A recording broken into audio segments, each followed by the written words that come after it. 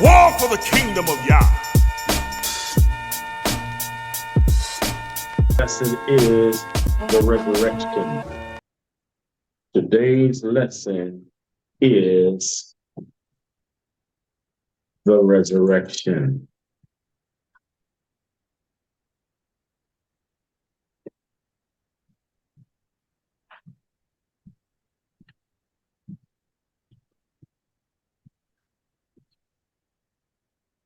All right.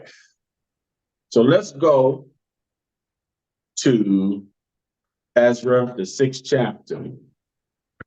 Because first we want to give you a thorough breakdown and understanding as we brought in dedication last week, right? So the first dedication happened in the book of Ezra. That was the first dedication. The rededication happened during the time of the Greeks. That is the dedication of the temple, time of the Greeks. And it will happen again, a third time, another dedication of the temple. But this is well after the return of Yahushua. So let's get those two instances first, and then we'll work ourselves down into the third time that the temple will be dedicated. After say that again, Bishop. Did someone say something? Can you repeat that, Bishop? Can I repeat myself? Is that what you said? Yeah, when you started with the first dedication happened in the book of Ezra. Okay, I said the first dedication happened in the book of Ezra. We're going to go to it. Happened in the book of Ezra. That was the first dedication of the temple. The second dedication of the temple we went over last week in the book of Maccabees. That was during the Greek occupation, the Greek captivity. The third dedication will happen again after the return of the Messiah. So we're going to read about the first dedication, then we'll read briefly about the second dedication, and then we'll go into the breakdown after the resurrection of death and life. We'll go into that dedication, the last dedication, or the third dedication. So let's go to Ezra 6:1. We just not getting it. We got 40 scriptures. It's Ezra 6:1. Ezra, chapter 6, verse 1. Then Darius the king made a decree, Mm-hmm. and search was made in the house of the robes. Can you speak up a little bit, brother? Make sure I got volume. Make sure I got volume so I can hear him. Yeah. Then Darius the king, can you hear me? I can hear you. Okay. Then Darius the king made a decree, and search was made in the house of the robes, where the treasures were laid up in Babylon. Come on. Verse 2. And there was found at Achametha in the palace that is in the province of the Medes a robe, and therein was a record thus written. Read on. Verse 3. In the first year of Cyrus the king, the same Cyrus, the king made a decree concerning the house of Yah at Jerusalem. Let the house be builded, the place where they offer sacrifices, and let the foundations thereof be strongly laid. The height thereof 80 cubits, and the breadth thereof 80 cubits. So, in the first year of Cyrus the king, the same Cyrus the king made a decree concerning the house of Yah at Jerusalem. Let's drop down to verse 16. Verse 16. And the children of Israel, the priests and the Levites, and the rest of the children of the captivity, kept the dedication of this house of Yah with joy. They did what? Read it again, verse 16. And the children of Israel, the priests and the Levites, and the rest of the children of the captivity, kept the dedication of this house of Yah with joy. With joy. So this is the first dedication. So when we were talking about last week, we was talking about the rededication. That was the second dedication. This right here is the first dedication. Verse 17. And offered at the dedication of this house of Yah 100 bullocks, 200 rams, 400 lambs, and for a sin offering for all Israel, 12 he-goats according to the number of the tribes of Israel. According to the number of the tribes of Israel. Sorry, guys. All right. Was that it? Yep. Verse 18. Let's get verse 18 right quick. And they set the priests in their divisions, and the Levites in their courses, for the service of Yah, which is at Jerusalem, as it is written in the book of Moses. So that is the first dedication. The first dedication. This is the second dedication that we want to go into, where the Most High raised up deliverers and recaptured our temple and our lands from our enemies, much like he'll do in the last days. He'll do this again. There's going to be a repeat. He's going to do it again. He's going to capture our land. He's going to capture our land, and the temple will be rebuilt. All right. Let's go to 1 Maccabees 2 and 19. 1 Maccabees 2 and 19.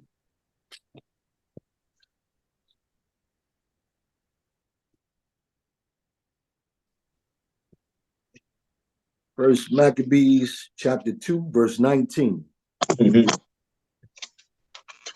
Then Matthias answered and spake with a loud voice, though all the nations that are under the king's dominion obey him, fall away every one from the religion of their fathers, and give consent to his commandments.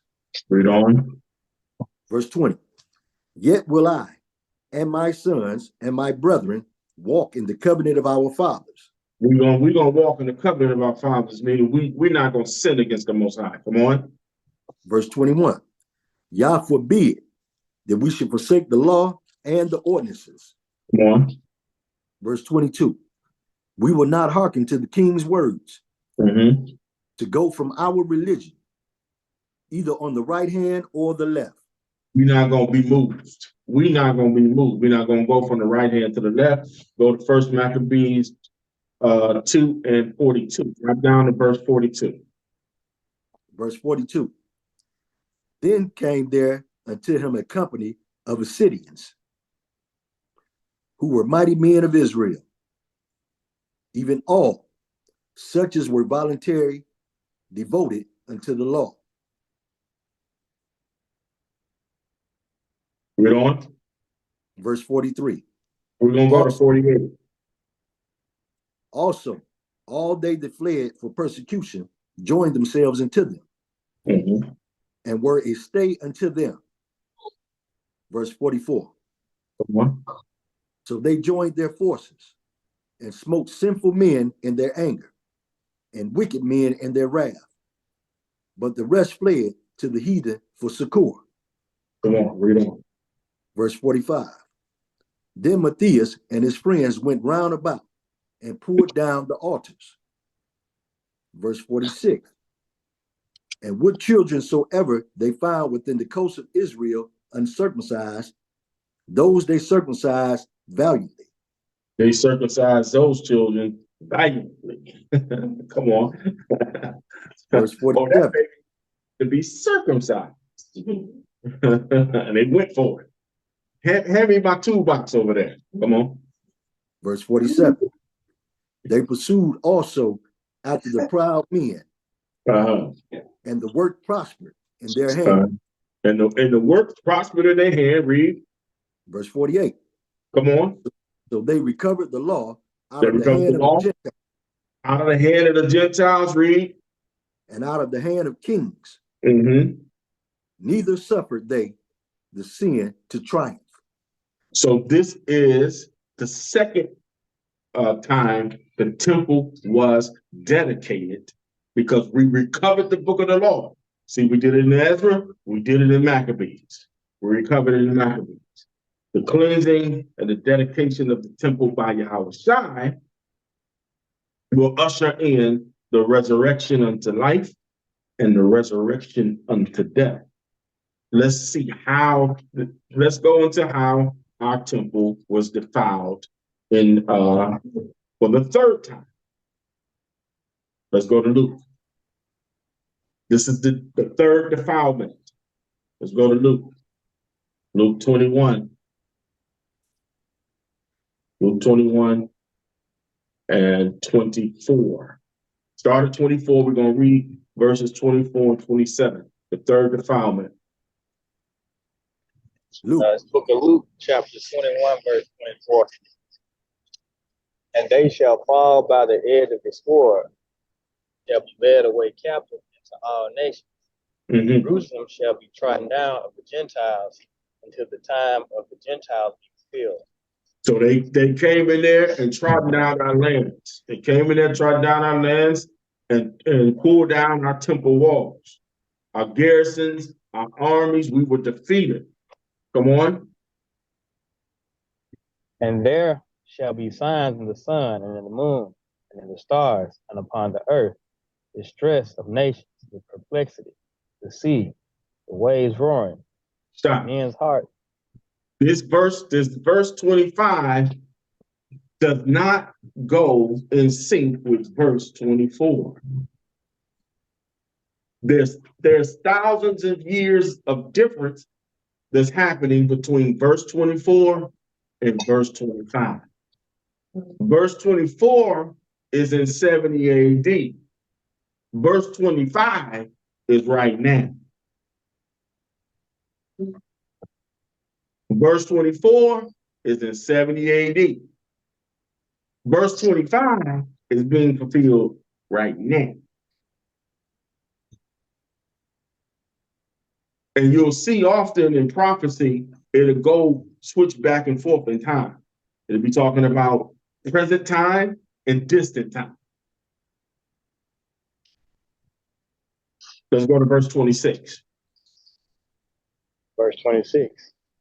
Men's hearts failing them for fear and for looking after those things which are coming on the earth. Come on. For the powers of heaven shall be shaken. Come on. And then shall they see the Son of Man coming in a cloud with power and great glory. So this is future prophecy right here. He went from what happened in 70 AD to what's happening in our present state and what's going to happen in the future. You're going to see the Son of Man coming with cloud, coming in the cloud with power and great glory. This is ushering in the rededication or the cleansing of the temple, the third time. When Yahweh Shai returns, because right now we don't have no temple at all. So the temple has to be built and rededicated. Built and rededicated. So let's go to Revelations. This is as he returns. Let's go to Revelations, the 19th chapter of Revelations. This is as he returns.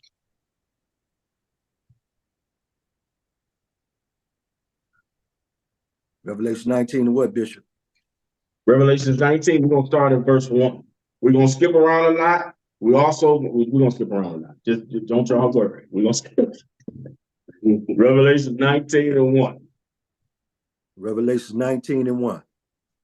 And after these things, I heard a great voice of much people in heaven saying, Hallelujah, salvation and glory and honor and power unto Yah, our Father. Our Father. Hallelujah. Praise to Yahweh. Verse 2. Verse 2. For true and righteous are his judgments. Mm-hmm. For he have judged the great whore. He hath judged the great whore. Come on. Which did corrupt the earth with her fornication. And have avenged the blood of his servants at her hand. And have avenged the blood of the servants with her hand. The children of Israel living within her borders. The children of Israel that's living within her borders, they have they have had great destruction come upon them by this great whore. So how did she corrupt the earth, this great whore? How did she corrupt the earth? Now, part of her corrupting the earth is why the whole earth has to be cleansed. So not only do our temple have to be rededicated, but the whole earth has to be cleansed. Let's go to Galatians first. How did this great whore corrupt the earth? Galatians 5, let's go to verse 18 through 21. This is how she corrupted the earth with fornication and idolatry. Galatians 5:18. But if ye be led of the Spirit, ye are not under the law. You are not under the law. Oh, they say, you go to the Christian church, they say, oh, if you see, you don't need the law. They say, you don't need the law if you got the Spirit. Is that what they say? Yeah, you don't need the law if you got the Spirit. All right, let me get, hold that. Let's get Romans 7:14. Romans 7:14. Let me answer that. Because somebody might not understand what I'm talking about.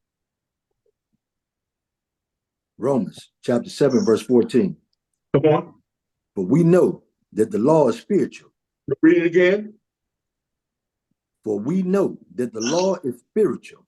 We know that the law is spiritual. So if you led by the Spirit, you're being led by what? You're being led by the law. Meaning the punishment for breaking Yah's law and his judgment. So if you break Yah's laws, if you're not in the Spirit, if you break Yah's laws, then you are subject to his judgment.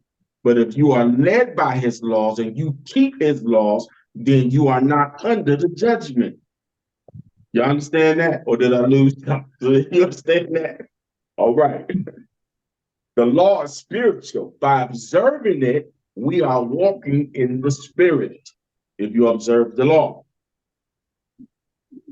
Verse 19, let's go back. Galatians 5:19.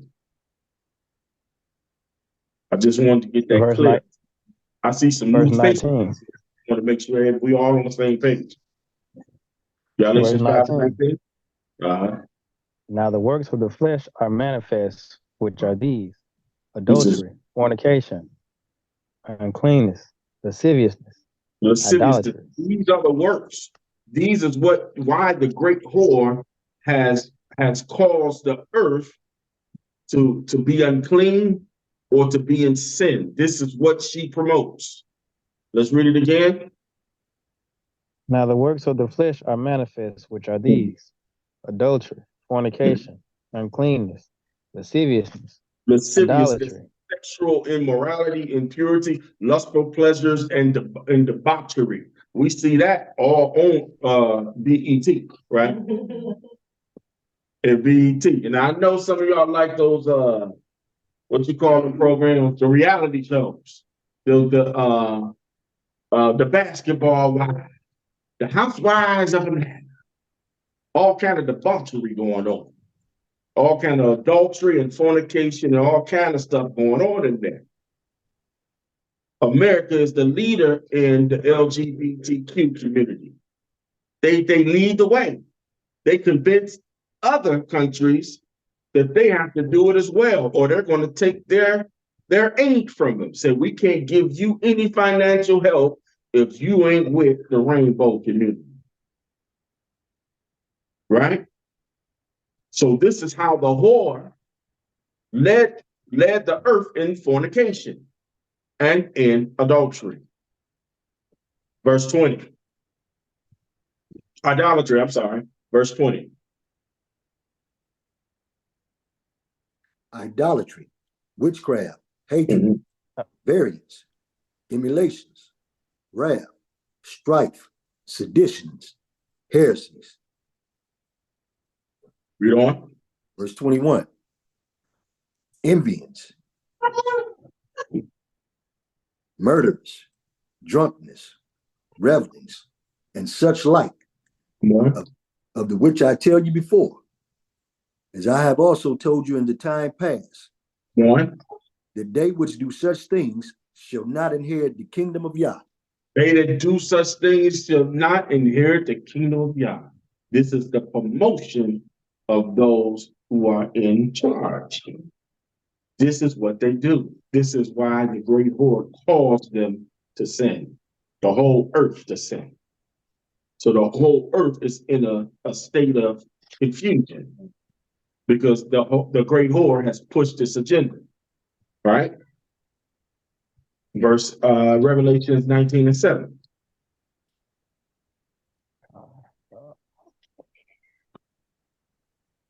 Y'all might want to pick up your reading a little bit because we got the Revelation. Revelation 19:7. Let us be glad and rejoice and give honor to him, for the marriage of the Lamb is come, and his wife hath made herself ready. And the marriage lamb wife have made herself ready. So during the time when the great whore is making the earth filthy and sinful, the wife of the lamb is making herself ready. 2 Corinthians 11:2. Let's get it. 2 Corinthians 11:2.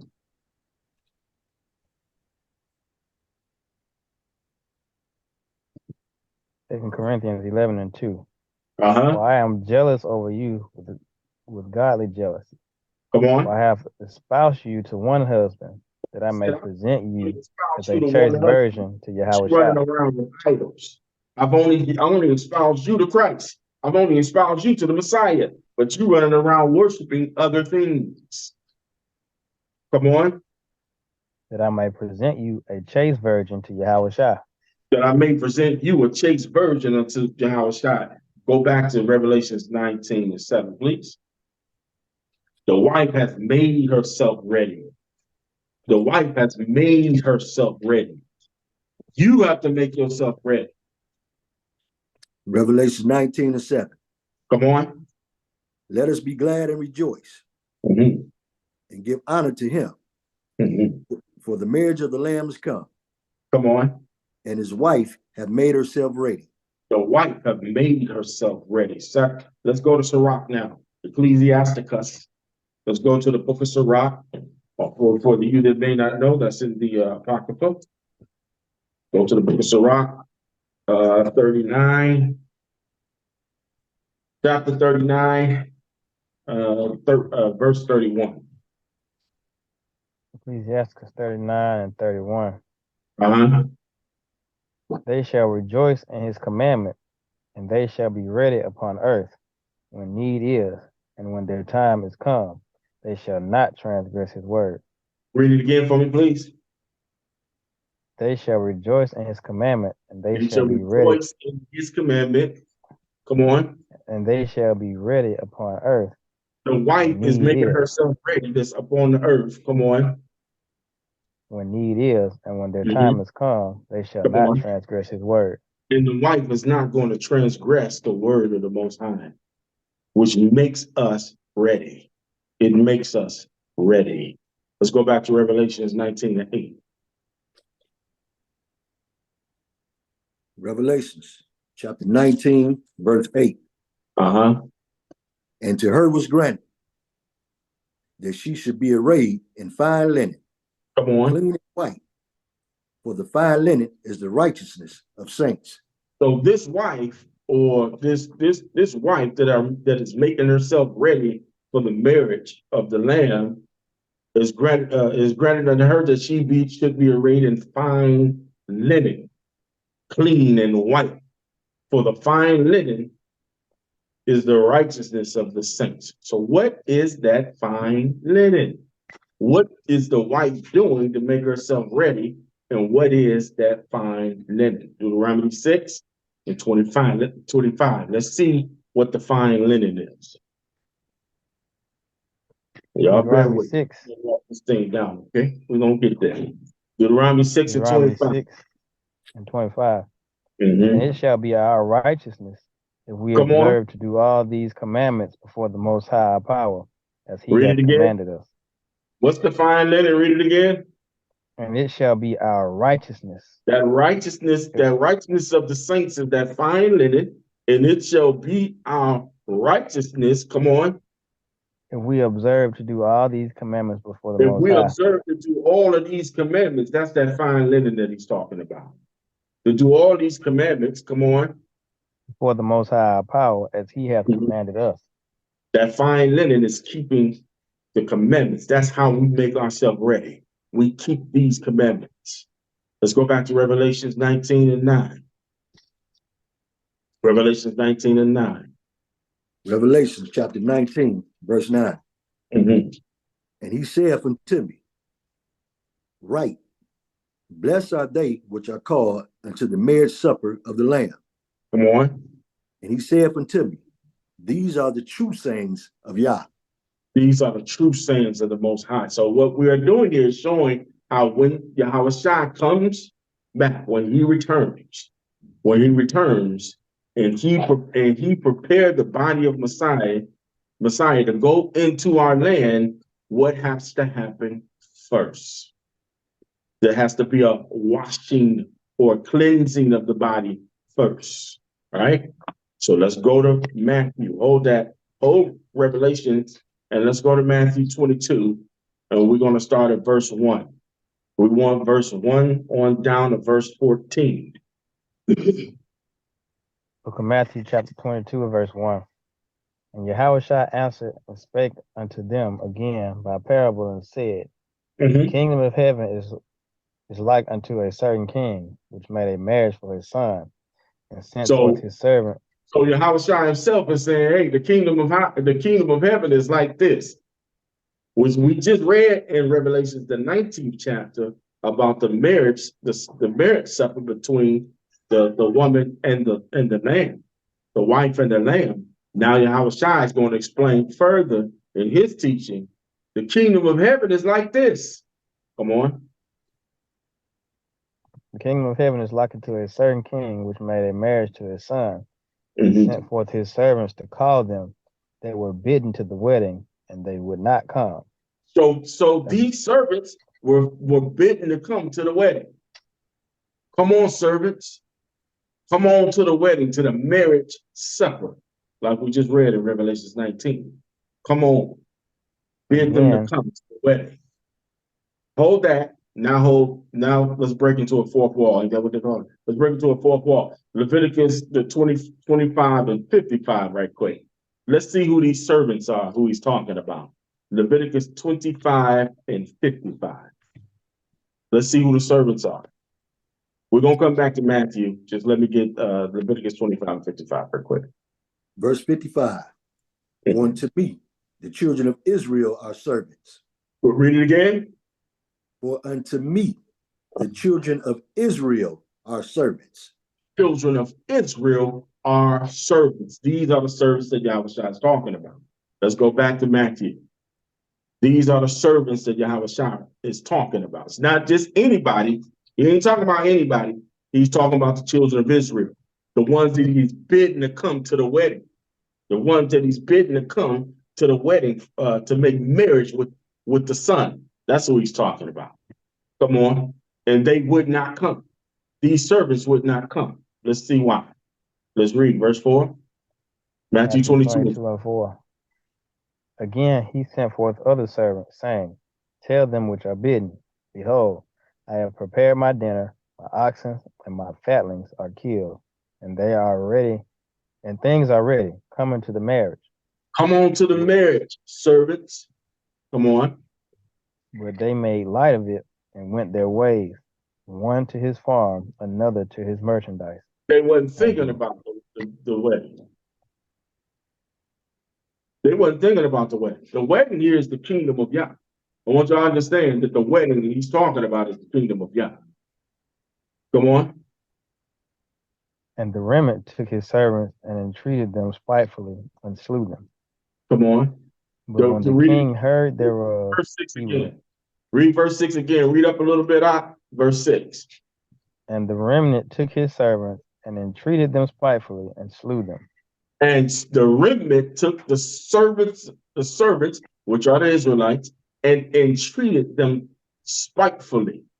and slew them. And slew them means killed them. So who do you think who got slew? Who are these servants that were slew or that was killed or treated spitefully? Who were Prophets. they? Say again. The prophets. The prophets, the Messiah, and the apostles. The prophets, the Messiah, and the apostles. Because he sent a remnant and took them to the service to say, hey, we need to keep the Most High's laws so we can get out of here. And they said, I ain't thinking about that. I ain't thinking about you. I ain't thinking about them laws. I'm trying to get down with the good old U.S., the Great Hawk. I'm trying to get on with the Great Hawk and do my thing. Verse 7. Verse 7. But when the king heard thereof, he was wroth, and he sent forth his armies and destroyed those murderers and burned up their city. Read it again. Read it again. Read it again. But when the king heard thereof, he was wroth, and he sent forth his armies. He sent forth his armies. Come on. And destroyed those murderers and burned up their city. So wait a minute. So the king is the father.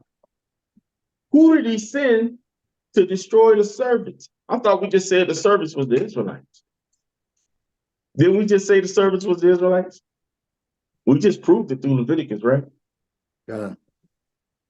So the king is the father, and he sent forth, and he was wroth because they wouldn't come to the wedding, meaning they wouldn't keep the commandments. He was wroth. So he sent forth, who did he send forth? His armies, and destroyed those murderers who killed the prophets and the Messiah and the apostles and burned up the city. So who did it? Who was the one that did it? The Father. Sent forth who? Your enemy. He sent your enemy's army in there to destroy the temple in 70 AD. He sent them in there because they wouldn't come. He's keep on saying, come, keep the commandments. What are y'all doing? Come on to the marriage supper. Come on in here. I'm married to you. I'm espoused to you. And we kept on saying, we're good, y'all. We good. We good. We rather keep sinning. We good. We're going to keep on doing this lascivious and debauchery. We love debauchery.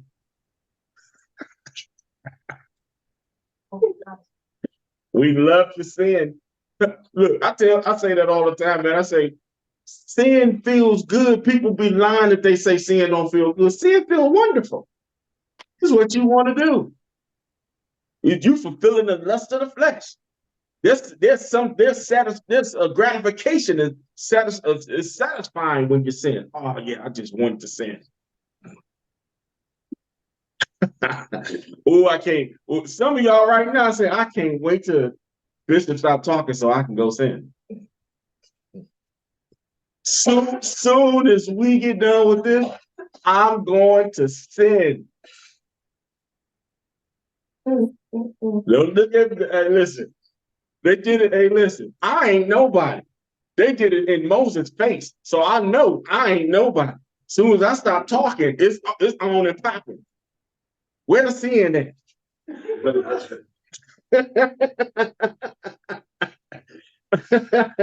It's on. Where the sin at? Show me where the sin is. So I can keep on lying and cheating and whoremongering and committing adultery and covetousness and evil and hate my brother and sister and doing all kinds of stuff. It feels good. Feel good. He's fulfilling the lust of the flesh. All right. Verse 8, right? We have verse 8. Verse 8. Then saith he to his servants, the wedding is ready. The wedding is ready. But they which were bidden were not worthy. But they that is, hey, listen, the kingdom is ready. It's right. The harvest is right. but the laborers are few. It's ready. We ready. Come on in here. We're ready. You keep on being resistant to it. Nah. Yeah. I'm gonna do something else. Being the truth ain't hard. It ain't hard. Our people just don't want to live up to a moral code. You want to live any old kind of way and do your own thing and be out there doing nasty things. I can't be on so highly on social media without seeing some stuff that's making it clap and stuff that's on the I don't what they doing on the ceiling. They're on the ceiling and doing the splits and what is going on here? Your father must be very proud of you, young lady. You gotta be ashamed of yourself. And you doing this for likes? Just for somebody to hit a like button? You don't think too much of yourself. You all spread ego all over the dang on internet. Everybody can see everything from the rooter to the tutor, everything. For a like. For somebody to say, I like that.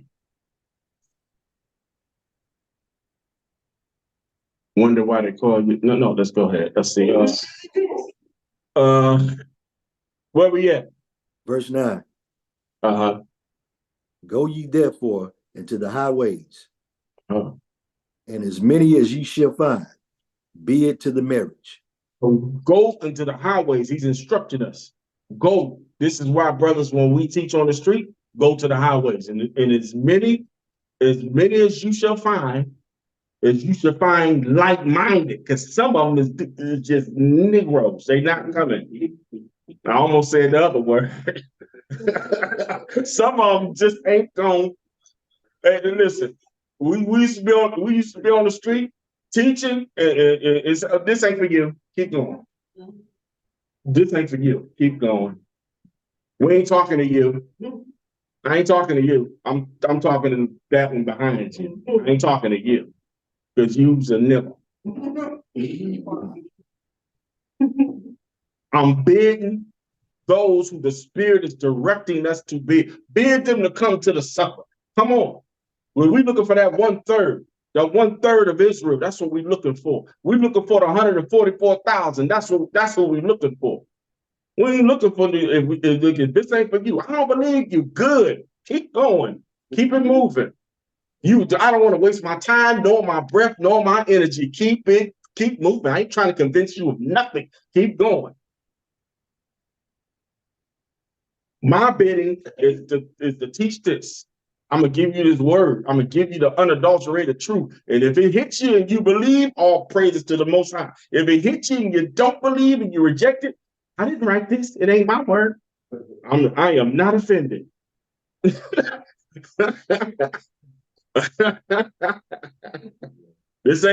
I didn't write this. So if you don't like what you just heard, cool. Yep. Fine by me. Well, excuse me, Negro. Can you tap that believer right there? All right. Where we at? Verse 10. Verse 10. So those servants went out into the highways and gathered together all as many as they found, both bad and good. And the wedding was furnished with guests. The wedding was furnished with guests. But you notice it said both bad and good, because we're gonna have some bad actors in here. We're gonna have some bad actors, but they believe, but they just bad. They struggle. Some bad actors. Come on. Verse 11. And when the king came in to see the guests, he saw there a man which had not a wedding garment. He saw when the king came, he saw a man that didn't have a wedding garment. What's the garment? We just talked about it. What's the garment? Righteousness. What did we call it earlier, though? The commandment. What do we call it though? Yes, The it's the fine law. white linen, Fine linen. Yeah. fine The linen. Yeah. garment is that fine linen. The keeping of the commandments, that fine linen. Read it again, verse 11. And when the king came in to see the guests, Uh-huh. he saw there a man Uh-huh. which had not on a wedding garment. He didn't have on a wedding garment because he wasn't keeping the commandments, but he was in there. Yeah. Come on. He wasn't clothed with that fine linen. He wasn't keeping Yah's laws. Verse 12. Come on. And he said unto him, Friend, Mhm. how camest thou in hither, not having a wedding garment? You don't have no wedding garment on. You're not keeping Yah's laws. Read. And he was speechless. And he was speechless. Like many Israelites gonna be in that day. Speechless. I should have been keeping Yah's laws. Come on. Then said the king to the servants, Mm-hmm. Bind him hand and foot, Bind this Negro up. Come on. and take him away, And come on. and cast him into outer darkness. Cast him in outer darkness. Read. There shall be weeping and gnashing of teeth, Come on. for many are called, Uh-huh. but few are chosen. It's only a few of us that's gonna make it. That part right there ought to terrify everybody in here and under the sound of my voice. It's gonna be many Israelites gonna wake up and know, oh, I'm Israel. But they ain't gonna make it because they're gonna refuse to keep Yah's laws. And knowing that they're Israelite is good enough for them. I don't have to change. I don't have to be a new creature. All I got to do is understand that I'm Hebrew. I know I'm Israelite. I'm a Hebrew. But I ain't got to do nothing this Bible says. They've been bended to the wedding. They in there. But they ain't gonna keep Yah's laws. He said, bind him up. So when is this gonna happen? We're talking about the condition or the state of the world, the state of our people at the return of Yahawashi. When is this going to happen? Let's get the book of Ezekiel.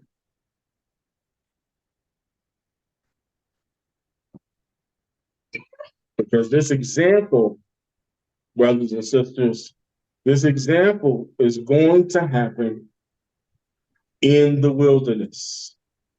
This parable that Yahawashi, this very real parable that Yahawashi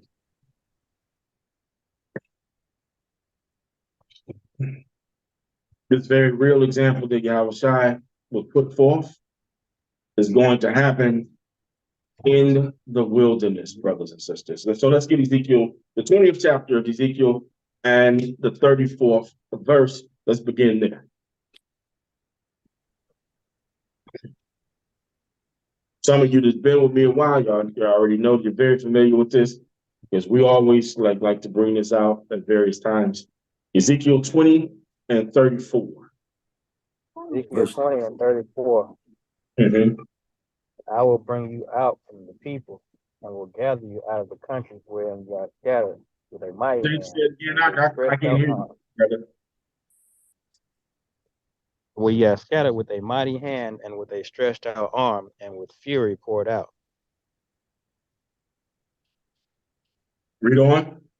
We're going to verse 38. And I will bring you into the wilderness of the people, and there will I plead with you into the wilderness of the people. Come on. And there will I plead with you face to face. I will bid you to the wedding.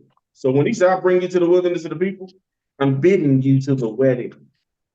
And those that believe, that's in fine linen, that's keeping his commandments, and those that know who they are, but have not been keeping the commandments, they all come. They're all going to come to the wilderness.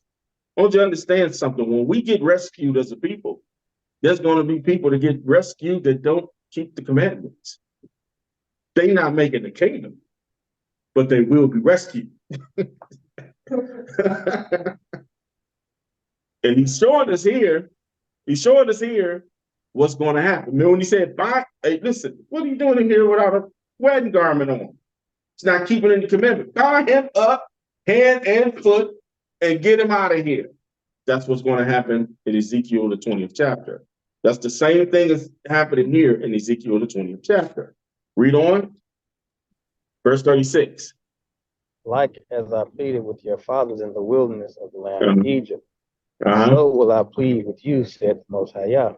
Come on. And I will cause you to pass under the rod, and I will bring you into the bond of the covenant. And I'll bring you purge out from among you. And I will purge out from among you the rebels. And I will purge out from among you the rebels. So at the time that we are getting ready to enter into our kingdom, he said we're going to be in the wilderness and he's going to purge out the rebels, meaning there are actually going to be people at the door of salvation that's going to say, I'm not doing that. To Yahweh Shai.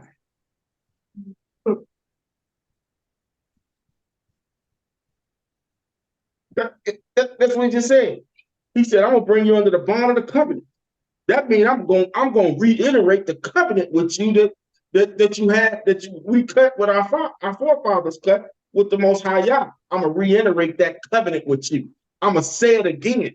I'm gonna bring you under the bond of the covenant. It is actually gonna be people in the wilderness that's gonna say, I'm not doing that. Here in verse 38, it calls them rebels. He said, I will purge out from among you the rebels.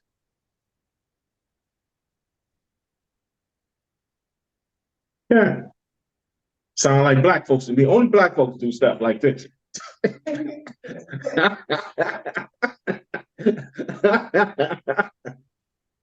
You actually gonna tell the king, I'm not doing that. You know how we call the Messiah by different names. We have different names. We have different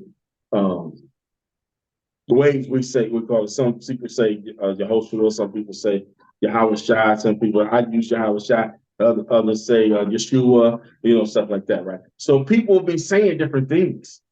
And he's going to be in the wilderness and say, call me this. This is my name. People will say, I ain't never said that before. I'm not saying that.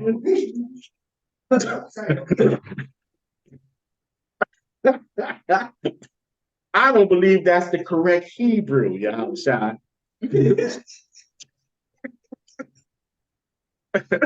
Excuse me, where is Yah? I need to talk to him because you listen. They were trying to argue doctrine with Yahweh Shai.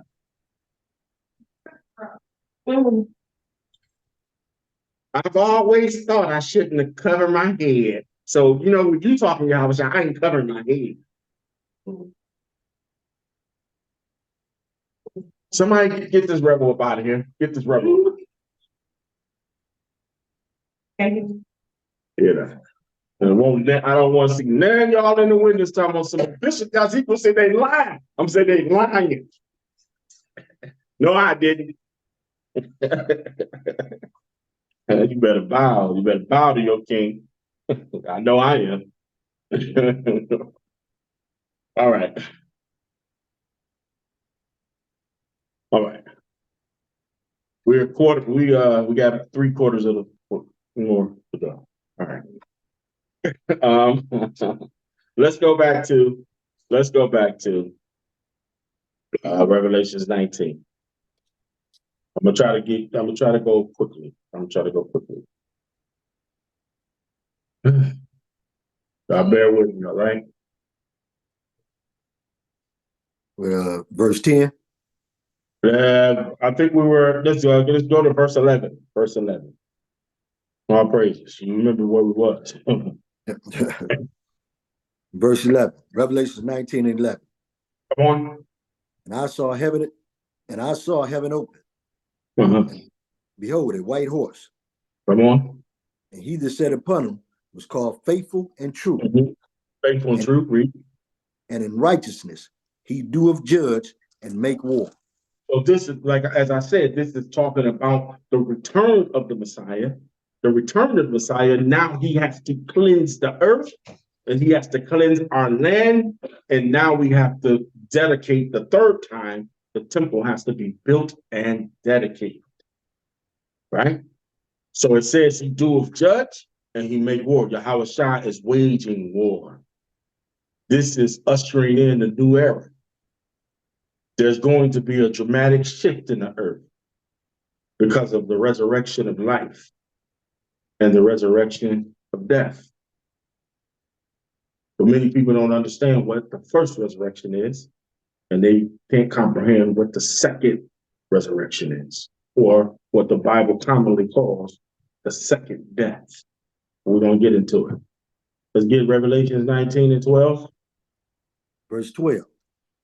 His eyes were as a flame of fire, His eyes is a flame of fire, read on. and on his head were many crowns. Many crowns, read on. And he had a name written Mhm. that no man knew but he himself. I told you. Didn't I tell you? He had a name written in his forehead, in his crown. He had a name right there that no man knew but he himself. So all of these people arguing over Yahweh Shai, Yehoshua, this, that, and other, it's nonsense. It's crazy. Because when he returns, he's gonna say, "This is my name, say it." We all better be finding ourselves saying that name or get cast out. No man know the name. The Father gave him a new name, another name. Here is your name. This is what they're gonna call you from now on. Yeah. So y'all see how silly some of the arguments we have? They be silly. Folk be trying to argue with me on Facebook and I be like, whatever you see it, brother. However you see it. God bless you. Heaven smile upon you, give you peace. Shalom, shalom. However you see it. However you see it. As long as you ain't committing adultery and murder and strife and malice and everything else, envy, and I don't go through the motions with people. Say what you want to say. Be how you want to be. You better be finding yourself to keep these commandments, though. All right, let's read on. No man knew but he himself. Verse 13. And he was clothed with the vesture dipped in blood. Come on. And his name is called the Word of Yah. And his name was called the Word of God. Hey, listen, that he had on a bad garment. He was clothed, and his vesture was dipped in blood. And on his garment was the Word of God. Was written there, or the Word of Yah was written on his garment that was soaked in blood. When the Revelations is being nice, when it says dipped in blood, his garment was actually soaked in blood. Can anybody tell me why his garment was soaked in blood? Because he cutting heads off. He was doing a whole lot of killing. He was doing a whole lot of killing. See, when people when they show you, see, they probably got all them shows on. I don't know if they come on around Christmas or they come around Easter. They're like, the greatest story ever told. He was so meek and humble. He just looked so like a poor white trash that was, he looked terrible.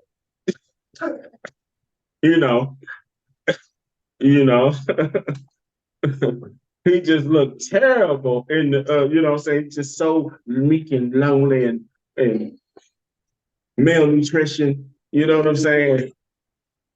But that's not what the Bible says Yahweh Shai is gonna look like. Let's go to Isaiah right quick. Let's see what he's gonna do when he get here. Because he got his garment got blood on it. He ain't got blood on his garment because it's just some, fashionable. This is the new fashion statement. You ought to get you a whole bunch of DNA on your garment. Isaiah 63. Isaiah 63:1. Let's see why he got blood on his garment. Isaiah 63:1. Who is this that cometh from Edom? He dyed garments from Basra. So who is this? Who is this that comes from the headquarters of Edom? Basra was the capital of Edom. So who is this that comes from Edom? with dyed garments. This was the prophet seeing his vision, like, brother, you got on a nice garment there, but it's gotta be dyed. It's dyed. Come on, This that is glorious in his apparel, come on. traveling in the greatness of his strength, Read. not that speak in righteousness, mighty to save. It's the mighty one, mighty to save. Verse 2. Wherefore art thou red in thy apparel, Why thy are you so garments, red in your apparel? Come on. and thy garments like him that treadeth the wine fat? So when it says your garments is like somebody that treaded the wine fat, you know how they used to make wine, right? They got different machines to do it now. But before, they would, clip them toenails, you know what I'm saying, get between them toes real good, get that dead skin out, you know what I'm saying? Or not. And get or not, and get into a grape vat. And they would stomp on the grapes and crush the grapes.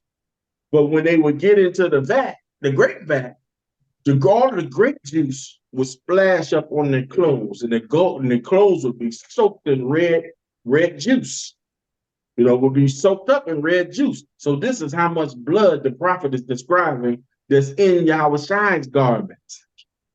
He said, this looked like he just got out of the wine press because he's so filled with blood. Come on. I have trodden the winepress alone. He said, I'm trying to wine press alone, read. And of the people, there was none with me. And as for the people being the Israelites, as for the people, none of them was with me when I did this. Come on. For I will tread them in my anger and I will do trample what? them in my fury. I will do tread what? them in my anger and I will trample tread them in my anger. Come on. and trample them in my fury. And trample them in my fury means he's stomping people to death. Yes, your sweet love, Yahushua, is stomping people to death. Somebody say, all praise. He putting in work. Come on. And their blood shall be sprinkled upon my garment, will stain all my raiment. I'm gonna stain all of my raiment. Their blood is gonna sprinkle on my garment, and I'm gonna stain all my raiment. All my outfit gonna be full of blood, filled with blood. Let's go back to Revelation 19 and 14. We really got a long way to go, family. So we gotta get through this. So, brothers, I'm gonna try not to stop you so much. I just want you to read through. So when you get Revelation 19, 14, and 15. Verse 14 and 15, in the book of Revelations. And armies which were in heaven followed him upon white horses, clothed in fine linen, white and clean. White and clean, read. And out of his mouth goeth a sharp sword, that with it he should smite the nations, and he should rule them with the rod of iron. So this is happening when upon Yahweh's return. He has to cleanse the earth. He has to cleanse the land. There's no forgiveness for sins without blood. So there's a lot of people, there's a whole lot of wickedness in the earth. So a whole lot of people got to be killed in order to cleanse the earth from all the wickedness they've done. Come on. Verse 16. And he have on his vesture. No, that's all I wanted was 15. That was all of 15? Oh, and he tread up the winepress of the fierceness and wrath of the Almighty Yah. Of Almighty Yah. So the Revelation 19 is saying, and 15 is saying the same thing we just read in Isaiah, the 63rd chapter. All right, let's get Isaiah 42 and 1, and then somebody give me Isaiah 49 and 2. Come on. Book of Isaiah chapter 42 and verse 1. Come on. Behold, my servant, whom I uphold, mine elect, in whom my soul delighteth. I have put my spirit upon him. He shall bring forth judgment to the Gentiles. Shall bring forth judgment to who? The Gentiles. And bring forth judgment to the Gentiles. When he returns, he's going to bring forth that judgment to Gentiles. Give me Isaiah 49 and 2. 49:2. And he had made my mouth like a sharp sword. Mm-hmm. In the shadow of his hand have he hid me. Mm-hmm. And made me a polished shaft. In his quiver have he hid me. And it's made me a polished shaft in the scripture. You have hit me. Ephesians 6:17, real quick. Ephesians 6:17. Yahweh Shai ain't coming. He ain't coming to play no games. He's coming for war. When he returns, he's coming for war. Just usher in a new era of life and death. Come on. 6 and 17. 19 is, oh yeah, Ephesians 6:17. That's correct. Ephesians 6 and 17. And take the helmet of salvation and the sword of the Spirit, which is the word of Yah. The word of Yah is the sword of the Spirit. It's going to put folks to death. Let's get back to Revelation 19:16. Revelation 19, verse 16. Watch this. And he have on his vesture and on his thigh name written, King of Kings and Lord of Lords. So this is actually describing his garment. So you know we already have the word of God or the word of God etched into his clothing, right? He also had the name King of Kings and the Lord of Lords, or Masters of Masters, written into his vesture, into his outfit. All right, verse 17. And I saw angels standing in the sun, and cried with a loud voice, saying to all the fowls that fly in the midst of heaven, Come on. come and gather yourselves together unto the supper of the great Yah. So because all of the fowls, all of the birds are talking about the vultures and birds that eat flesh, right? Flesh-eating birds, because it's going to be so many dead upon the earth. This is why, just a short side note, let me read this again. Watch this. And I saw an angel standing in the sun, and he cried with a loud voice, saying to all the fowls that fly in the midst of heaven, come and gather yourselves together unto the supper of the great Yah. This is the reason why I don't believe that the sun is 96 million miles away. The angel was standing in the sun talking to the birds. Ain't no birds 96 million miles away in space. The angel is standing in the sun talking to you see where it says in the midst of heaven. In the midst of heaven. The angel is standing in the sun in the midst of heaven talking to the birds. Come on and feast, birds. All these folks that you're outside and put to death. That was just a little side note. Let's go back to Revelation 19 and 18. Something for you to chew on. Chew the fat on. Write a side note on there and do your own study on it. If you believe with everything you saw tell you 96 miles away, you go out there like a burner. You got to run in the house to get some air. Sun right there. Moon right there too. We ain't gonna go into that. All right, Revelation 19 and 18. That ye may eat the flesh of kings, and the flesh of captains, and the flesh of mighty men. You read on? And the flesh of I'm horses. trying to just go ahead and read. Down to 21. All the verse, just read. Yeah. And of them that sit on them, and the flesh of all men, both free and bond, both small and great. Verse 19. And I saw the beasts and the kings of the earth, and their armies gathered together to make war against him that sat on the horse, and against his army. Come on. Verse 20. And the beast was taken. The great whore, the good old US of A, the great whore, the beast was taken. Come on. And with them the false prophet that wrought miracles before him. Christianity, the wrought miracles before him is Christianity. Come on. With which he deceived them that had received the mark of the beast. Mark of the beast is his policies, his belief system, his laws. This is all contributed to his mark. Come on, his system of belief. Come on. And them that worship his image. These both were cast alive. Read it again. And the beast was taken, and with him the prophet that wrought miracles before him, And the beast, I think you might have broke up a little bit. It said, and of the beast, and them that worshipped his image, the image of Caesar Borgia, but not of the Messiah. Come on. These both were cast alive into a lake of fire, burning with brimstone. Read on. And the remnant were slain with the sword of him that sat upon the horse, which sword proceeded out of his mouth, and all the fowls were filled with their flesh. So Babylon the Great destroyed Esau's kingdom, crumbling. Let's go to Revelation chapter 20.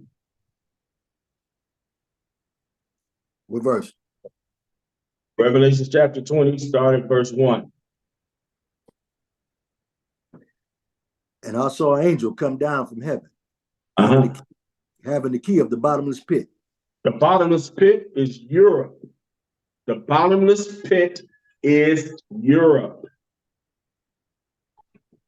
Read on. And a great chain in his hand.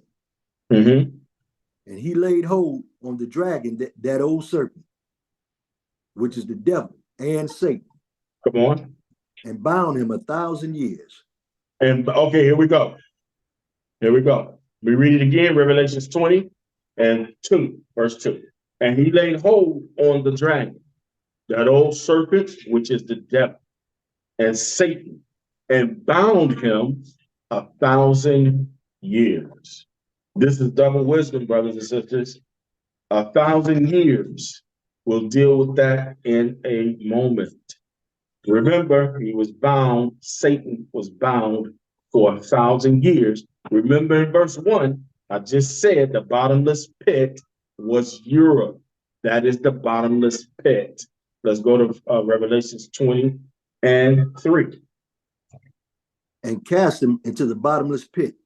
Okay, he cast him into the bottomless pit. Come on. And shut him up. Uh-huh. And set a seal upon him. Read. That he should deceive the nations no more. And the Satan or the devil should not deceive the nations no more. Come on. Till the 1,000 years should be fulfilled. 1,000 years should be fulfilled. Now, question. Let me ask you a question. Is it likely that the Most High would take the spiritual demon Satan, lock him up for 1,000 years, give us peace and tranquility, and then say, "Go let Satan out," and then he get back out and create havoc again on the world? Do y'all think that's likely to happen? Already happened. So what are we talking about here? What are we talking about when it says that an angel came down from heaven with a key to the bottomless pit, a great chain in his hand? That bottomless pit is Europe. I'm gonna prove that in a moment. Laid hold to the dragon, that old serpent, the devil, and Satan, and bound him for 1,000 years.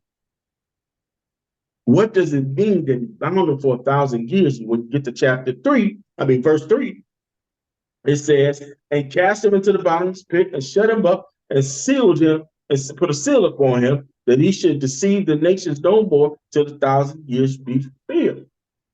And after that he must be loose for a little season. He gonna let Satan out again after he done bound him up?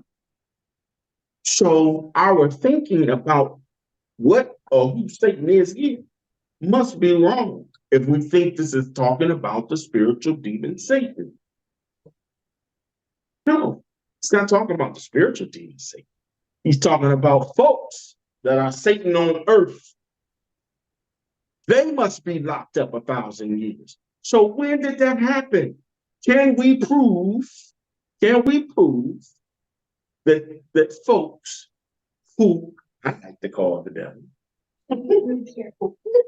can we prove that they were locked up for 1,000 years? And now that little season, we're in that little season now. Can we prove that? Can we prove that? They over there working too. Look, them minds is working over there. So first, this is what I want to do. I want to go to a two-part prophecy. Let's go to a two-part prophecy. I'm gonna break the prophecy down, and then we're gonna go back to Revelation. So let's go to Isaiah 24 and chapter 24 and verse 20. We're gonna read 20 and 21, then we're gonna stop and then go to 22 and 23. Let's break this prophecy down. Isaiah So, what? what is going on here? What is he talking about? Devil gonna be locked up for 1,000 years, and then the devil gonna be released for a little while. What is he talking about? Let me show you. Isaiah 24 and verse 20. Isaiah 24 and 20. Earth shall reel to and fro like a drunkard, and shall The be earth shall removed. reel to and fro like a drunkard, like a drunkard. How do a drunkard act? Unsteady, right? A drunkard act unsteady on his feet, right? So the earth is going to be rocking. Come on. And shall be removed like a cottage, Going to be removed like a couch. Come on. and the transgression thereof shall be heavy upon it. The transgression, the judgment on earth is going to be heavy on it. It's a heavy payment for all of the sin that's in it. Come on.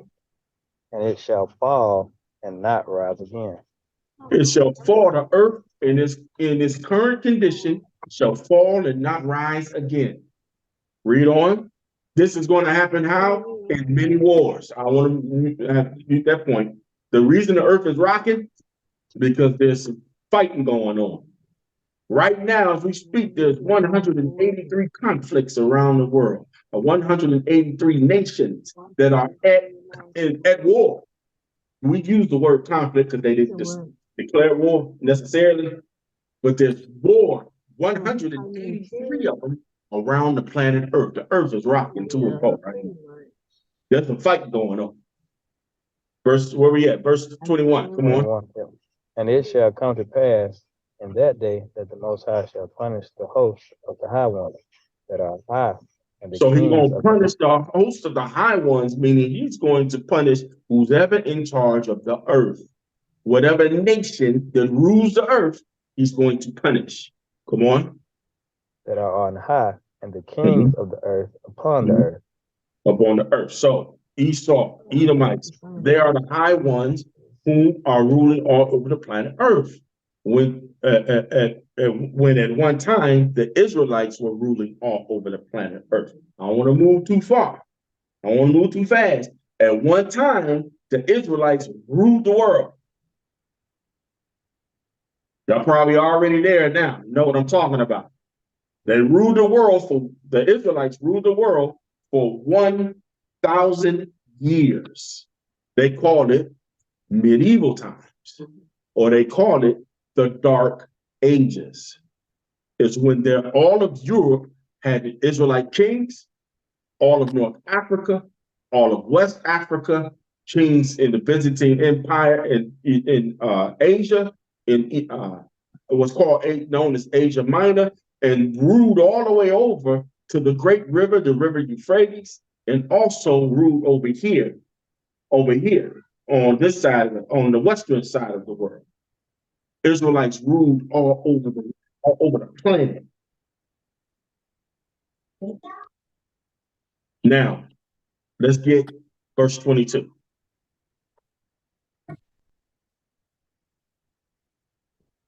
And they shall be gathered together as This is prisoners. this is part 2 of that prophecy.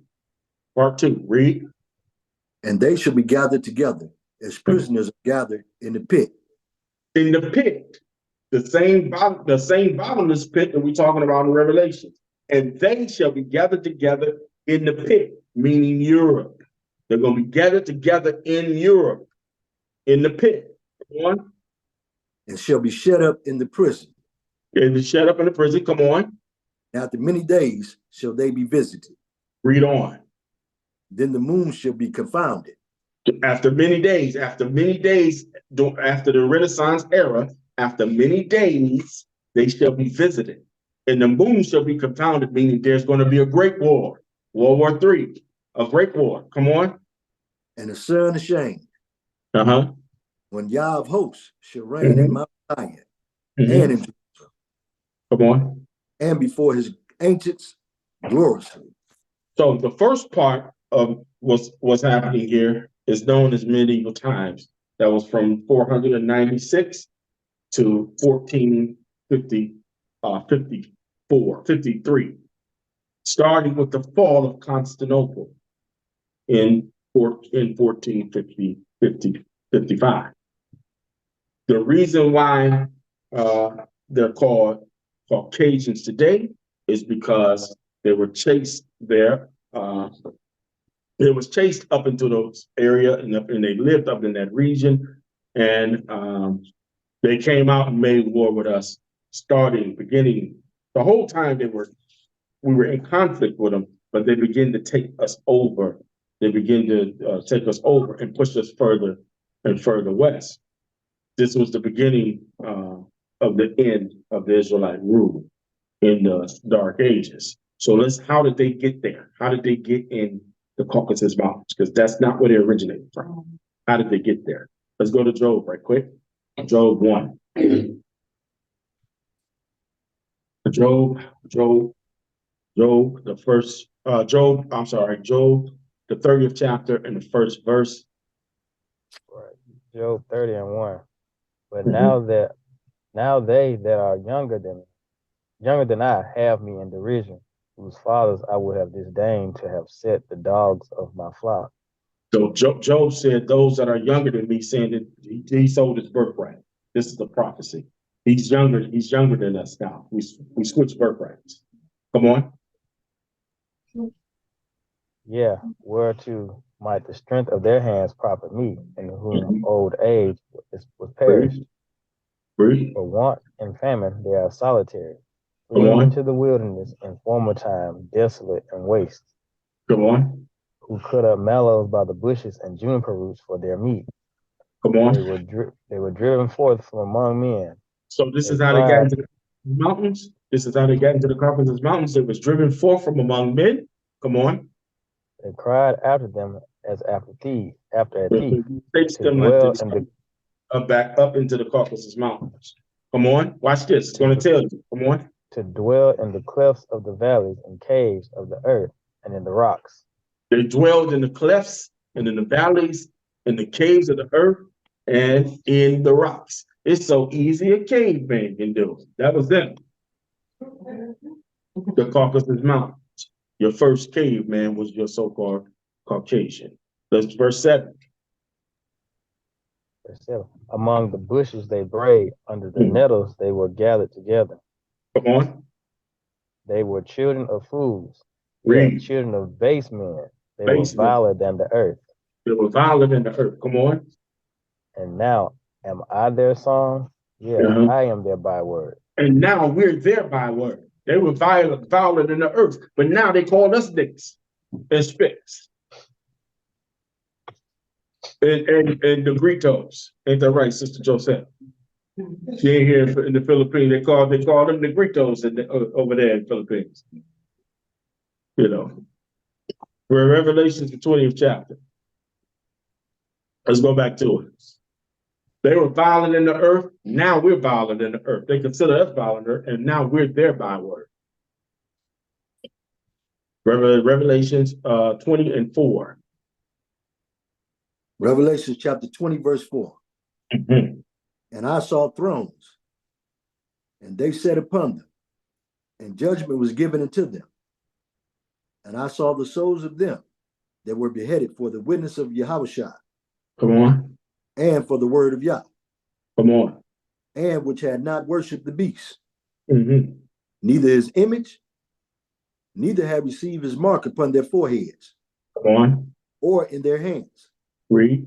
And they lived and reigned with the Mashiach 1,000 years. And they lived and reigned with Mashiach for 1,000 years. This is the second 1,000 years. It's not the same as the first one we read about. It's not the same. I'm going to prove that to you. This is Christ's reign, or the Mashiach's reign for 1,000 years. The first reign in verse 20, the first reign in chapter when we first started off, that reign right there, that was in medieval times. Then the devil was let loose for a little season. And we in that little season now. This one right here, this is something altogether different. And we're about to prove it to you. The first time we ruled was 1,000 years. We ruled wickedly, though, and under a wicked system. But the Messiah's rule is going to be a righteous and just rulership. Let's get Daniel 7:22. Excuse me.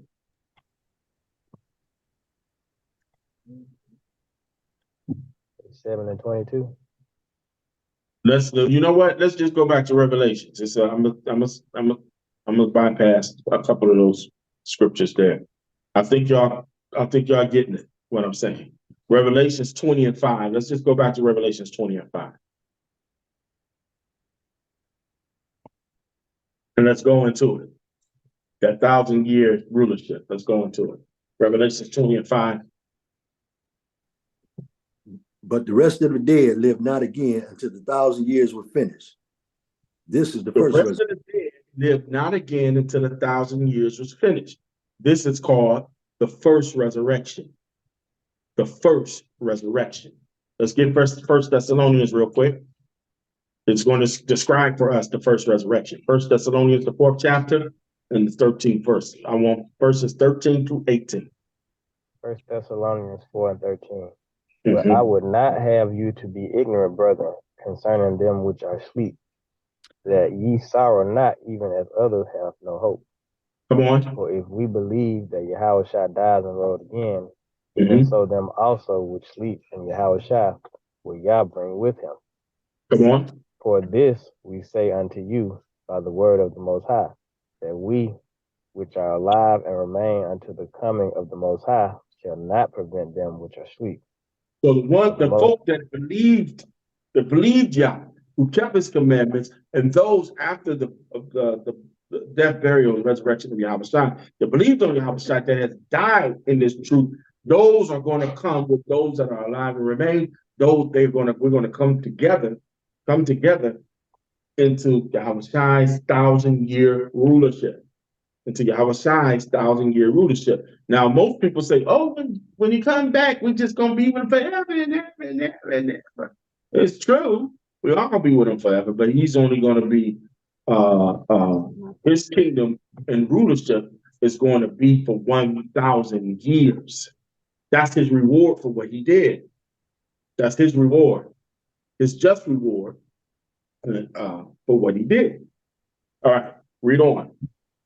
For the Master himself shall descend from heaven with a shout, with the voice of the archangel, and with the trump of Yah, and the dead in Yahushua shall rise first. The dead shall rise first. Come on. Then we which are alive and remain shall be caught up together with them in the clouds to meet the Most High in the air, and so shall we ever be with the Most High.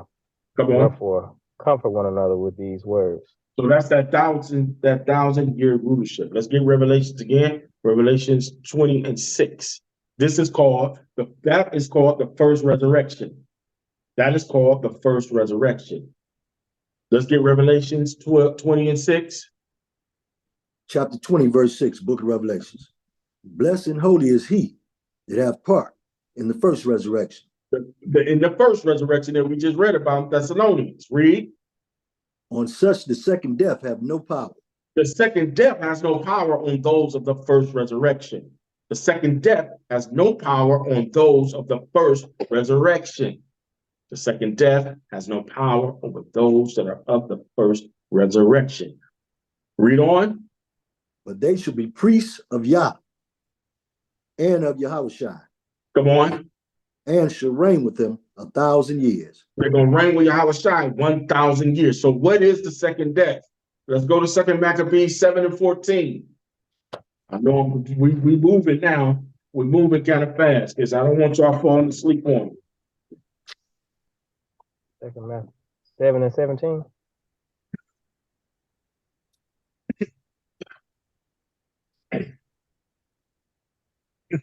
Yeah. You said, okay. 2 Maccabees chapter 7, verse 17. But abide a while, and behold his great power, how he will torment thee and thy seed. Hold on again. Hold on, brother. Second Maccabees 7:14. 14, book of Second Maccabees, chapter 7, verse 14. So when he was ready to die, he said thus, it is good being put to death by men to look for hope from Yah to be raised up again by him. As for thee, So to look for hope from Yah to be raised, the first resurrection, up again by him. We just read that in Thessalonians. That's the first resurrection. This particular Israelite is getting put to death by a Gentile. He's getting put to death by a heathen, right? So he's saying, so he was ready to die and said thus, it's good being put to death by men to look for the hope of Yah to be raised, the first resurrection. In that first resurrection, up again by him. As for thee, the heathen he's talking to, as for thee, thou shalt have no resurrection to life. This is the second death. So you're going to be raised up only. He's going to come back to second death. He's going to come back after Yahushai's 1,000-year rule. He said, for you won't be raised up in the first resurrection, but you will come back in the second death. You will come back in the second death. Meaning this heathen, when he is raised up, his judgment, he'll be put to death again. Let's go back to Revelations, the 20th chapter and the 7th verse. We're almost there. Don't go to sleep on me. Revelations 20:7. Revelations 20, chapter 20, verse 7. When 1,000 years are expired, Satan shall be loose out of his prison. Come on. When 1,000 years are expired, Satan shall be loose out of his spirit, out of his prison. The prison is Europe. It's the pit. Esau, come on. Verse 8. And shall go out to deceive the nations which are in the four quarters of the earth. So this is how you know this is not a spiritual demon. This is how you know. This is how you know this is not a spiritual demon. Because he's going out to the four corners of the earth to deceive the nations. Come on. Gog and Magog. To gather them together to battle. Come on. The number of whom is as the sand of the sea. This is before Yahushua returns. That's how you know that's not the spiritual demon Satan. That's talking about Satan on earth. Another deceiver on earth is going to do that. Another deceiver is going to do that on the earth. Come on. Verse 9. And they went up on the breadth of the earth and compassed the camp of the saints about. Who are the saints? The Israelites. The Israelites. The Israelites are the saints. Read it again. And they went up on the breadth of the earth and compassed the camp of the saints about. And the beloved city. The beloved city is Jerusalem. Come on. And fire came down from Yah out of heaven and devoured them. So this is talking about Satan incarnate on earth, the deceiver on earth. It's not talking about the spiritual demon Satan. It's not talking. There's two different things going on here.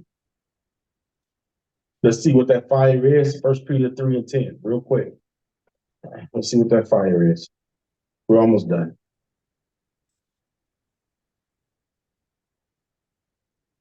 First Peter 3:10. 1 Peter 3:10. For he that will love life and see good days, let him refrain from his tongue from evil. I'm sorry. I'm in second Peter. I'm sorry. 2 Peter 3:10. But the day of Yah will come as a thief in the night, in the which the heavens shall pass away with a great noise, and the elements shall melt with fervent heat. The earth also and the works that are therein shall be burnt up. Shall be burnt up. Read. Verse 11. Seeing then that all these things shall be dissolved. What manner of persons ought ye to be in all holy conversations and godliness, Come on. looking for and hastening until the coming of the day of Yah, Come on. wherein the heavens, being on fire, shall be dissolved, Mm-hmm. and the elements shall melt with fervent heat. Come on, nuclear blast. Nuclear blast. Go back to Revelations 20 and 10.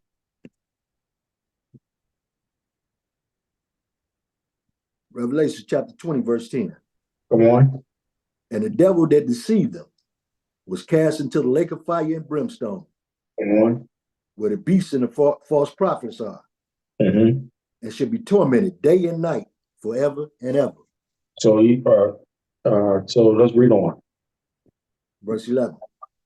And I saw a great white thorn, and him that sat on it. It's Salaki. Verse 11. And I saw a great white throne, and him that sat on it, from whose face the earth and the heaven fled away. Read. There was found no place for them. Mhm. Verse 12. So this is talking about the second death after that 1,000 year of Messiah reign. This is talking about that second death after that 1,000 year of the Messiah's reign. Read it again, 20 and 11. Revelation 20 and 11. This is the second death. And I saw a great white throne, and him that sat on it, from whose face the earth and the heaven fled away, and there was found no place for them. So somebody tell me who's sitting on that throne. Yahushua. Who's sitting on that throne? Because this is after that 1,000 years. This is after that 1,000 years has ended. That 1,000 years is over. Now the great white throne and him that sat on it, watch this, from whose face the earth and the heaven fled away. Who is that? Most High Yah. This is Yah's reign over the earth. You have Yahushai's reign over the earth for 1,000 years. Then Yah comes after that 1,000 year reign of Yahushai, and he rules. He rules, and Yahushai bows, and all of us, we all bow, including Yahushai. We all get down and bow to Yah. You understand what I'm saying? All right, let's read on. Come on. Verse 12. And I saw the dead, small and great, stand before Yah, and the books were open. And the books were open. So this is when everybody that has died come back. This is the second death. They all come back after Yahushai's 1,000 years. Everybody. Uncle Lulu, Uncle Charles, Aunt Betty, they all come back. They all come back to get judged. So the final judgment, even in Yahushai's rule, is not yet. Everybody understand that? When Yahushai come and he return and he's in rulership, that's not the final judgment. That's not the final judgment. That's everybody that believed on him and believes in him get to rule with him on earth for 1,000 years. That's why we are heirs and joint heirs with the Messiah. Have anybody ever read that before? Have you ever wondered why I called you a joint heir? What? If you're a joint heir, if you inherit something and then you become a joint heir, that means you inherit too, right? So when the scripture says we are heirs and joint heirs with the Messiah, that means we inherited something too. We inherited something that we didn't deserve. You got a windfall from old Uncle Betty or something. You know? Oh, I didn't know Uncle Betty. He left me all that money. You're an heir and a joint heir with the Mashiach. You get something that you don't deserve. Right? And we get that for 1,000 years. And then the great white throne judgment comes. Let's read it. And another book was opened, which is the Come on. book of life. And the dead were judged out of those things which were written in the book according to their works. Another book was open, meaning there's another book besides the Bible that was open, and you was judged according to the works that was in it. So that means our stories are being written down right now. I mean, and who want their story wrote down? Raise your hand if you want your story wrote down. You ain't lived long enough for you to get about your story being wrote down. Raise your hand. Y'all over there in Zoom, y'all raise your hand if y'all want y'all story wrote down, and for everybody to be able to read your story like we read about everybody's story in the Bible. You know, some of y'all will be looking at each other like, you did what? All right, go ahead. Go ahead. Verse 13. And the sea gave up the dead which were in it, Uh-huh. death. And hell delivered up the dead which were in them. Come on. And they were judged every man according to their works. Come on. And death and hell were cast into the lake of fire. Uh-huh. This is the second death. This is the what? This is the second death. Come on. And whosoever was not found written in the book of life was Uh-huh. cast into the lake of fire. And if you weren't found written in the book of life, War for the you was kingdom of cast Yah. into the lake.